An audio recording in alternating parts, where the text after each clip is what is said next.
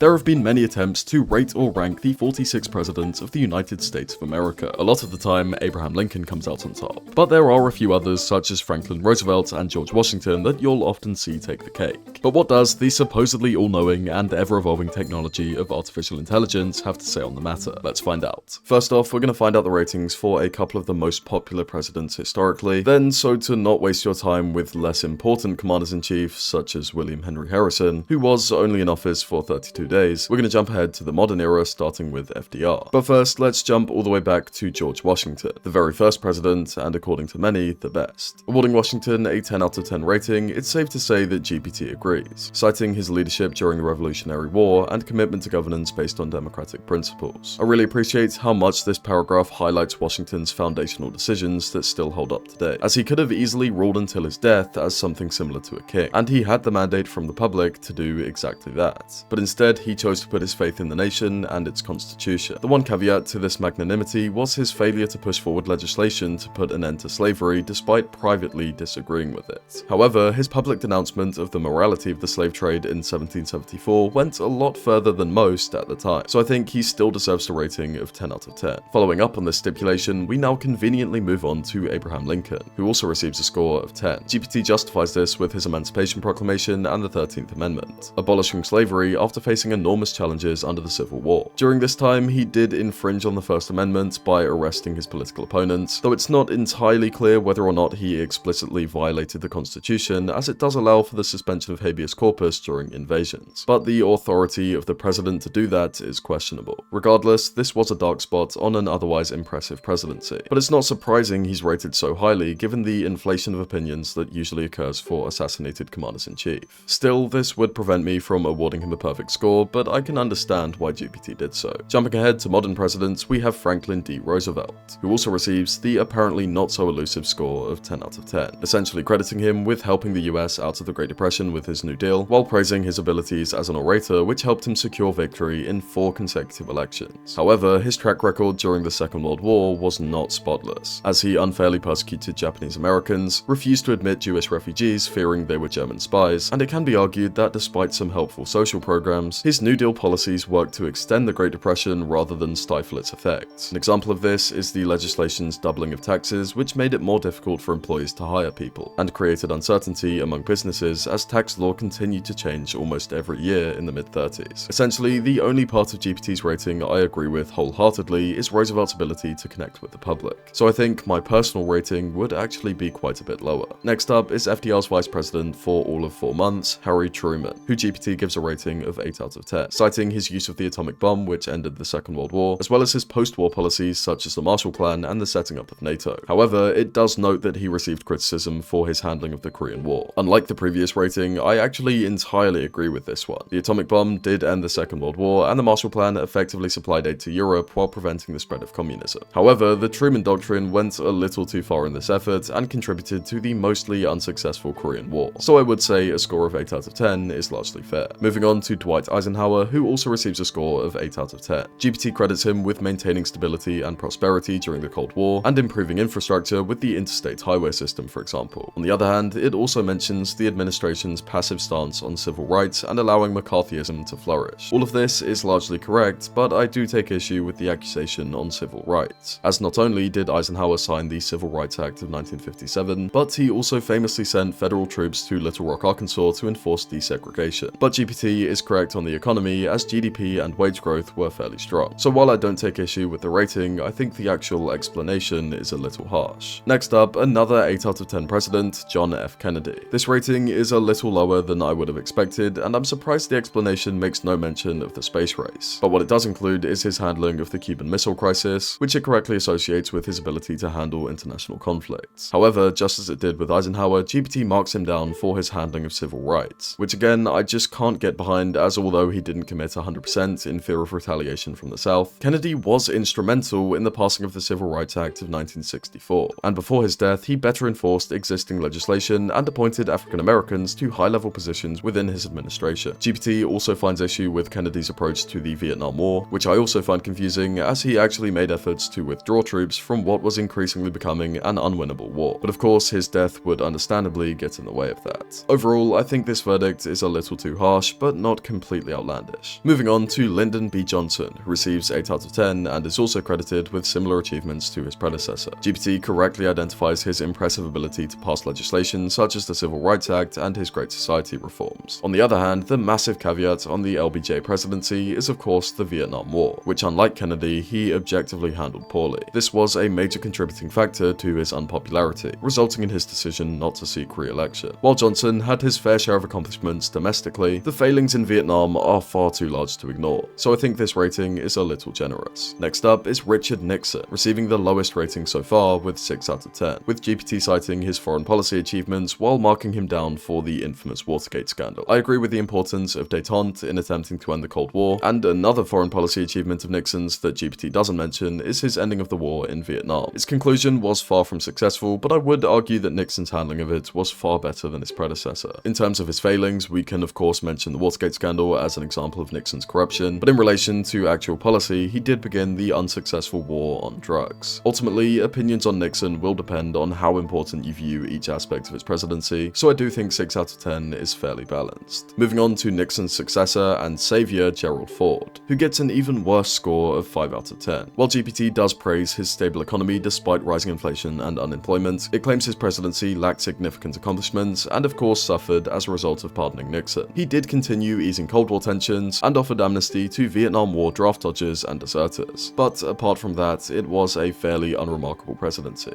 So I think 5 out of 10 is reasonable. Next up, Jimmy Carter, who receives a relatively good rating of 7 out of 10. GPT praises his brokering of the Camp David Accords, which ensured Egyptian-Israeli peace. He also created the Department of Energy and deregulated many industries. However, his economy was one of slow growth and high inflation, and of course, his handling of the Iranian hostage crisis was rather abysmal, contributing to his defeat to Ronald Reagan in 1980. So to be honest, I think this rating is pretty generous. Moving on to Reagan, we have our highest rating since FDR, with the 40th president scoring an impressive 9 out of 10. This is due to his economic policy of Reaganomics, or trickle-down economics, which grew the American economy with tax cuts and deregulation, but did increase wealth inequality. His foreign policy was also successful, arguably ending the Cold War and ensuring the American arms did not fall behind those of the Soviet Union. However, GPT marks him down for his handling of the AIDS crisis. Now, because trickle-down economics are still so controversial today, I'm not sure it's possible to get an objective rating of Reagan, but if GPT argues that it's a successful approach to the economy due to the growth it provided, I think this rating is appropriate. Next up, George H.W. Bush, who receives a rating of 7 out of 10 thanks to his effective foreign policy in ending the Cold War and the Gulf War, but he loses points for his poor handling of economic issues which led to a recession. His personality was also often distant and not particularly relatable, and his popularity suffered because of blunders such as promising not to raise taxes and then raising taxes. This contributed to his loss to Bill Clinton in 1992, but on the whole, I think Bush Sr.'s foreign policy is enough to keep him among the better half of American presidents. So I would say 7 out of 10 is spot on. Next up, Bill Clinton, who receives a fairly high score of 8 despite plenty of personal scandals and an attempt to impeach him. But Clinton's actual presidency itself was one of repeated success. The economy prospered with 4% yearly GDP growth and record job creation, all while maintaining a budget surplus from 1998 to 2001. GPT correctly identifies his ability to work across the political divide, exemplified by the passing of the Balanced Budget Act of 1997, but understandably does also mention his egregious personal conduct. Clinton's time in the White House is a tricky one to grade, as his character was one of the worst, but I'd argue his actual presidency was one of the best. It appears GPT factors in his behavior and lands at a score of 8 out of 10, but I'd probably give his presidency alone an even higher rating. Moving on to George W. Bush, who receives the lowest rating since Ford at 6 out of 10. GPT doesn't really provide any positive aspects of his presidency outside of tax cuts and a vague reference to the No Child Left Behind Act, which is debatable in its influence, but instead spends most of the paragraph understandably referring to his foreign policy, which has proven a sore spot as many condemn what they view as entirely unnecessary conflicts. GPT concludes by mentioning the 2008 financial crisis, which Bush did little to fix, resulting in a very negative assessment of his presidency despite the lukewarm score. So although I agree with almost all of the points, I think they don't reflect this score, which is a little too generous. Next up, Barack Obama, scoring a very high rating of 9 out of 10. GPT commends him for the Affordable Care Act, which provided healthcare coverage for millions of uninsured Americans, and the recovery from the financial crisis. However, Obamacare does cost taxpayers roughly $240 billion a year, and its scope is fairly limited, so the effectiveness of the Affordable Care Act is still debated to this day. On the other hand, Obama Obama did successfully oversee a recovering American economy and took action such as signing the American Recovery and Reinvestment Act of 2009. However, while Obama had foreign policy successes such as the Iran nuclear deal, his presidency saw what was largely a continuation of previous failings. He was not able to significantly improve the situation in Afghanistan, nor did he take decisive action in Syria. Obama also increased drone warfare and received plenty of attacks over his response to the events of Benghazi in 2012. GPT correctly identifies his popular policies